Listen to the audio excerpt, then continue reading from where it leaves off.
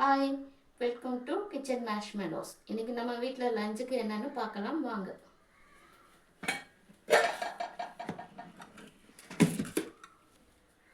சுட சுட சோறு,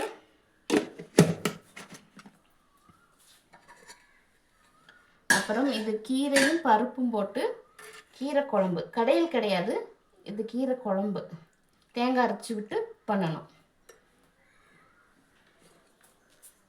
அப்புறம் வாழைப்பூவும் பச்சைப்பயிரும் போட்டு பொரியல். இது கீரை பொரியல். தயிர்,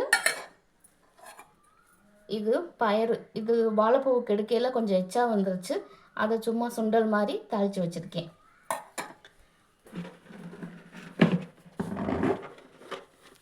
அப்பளம்.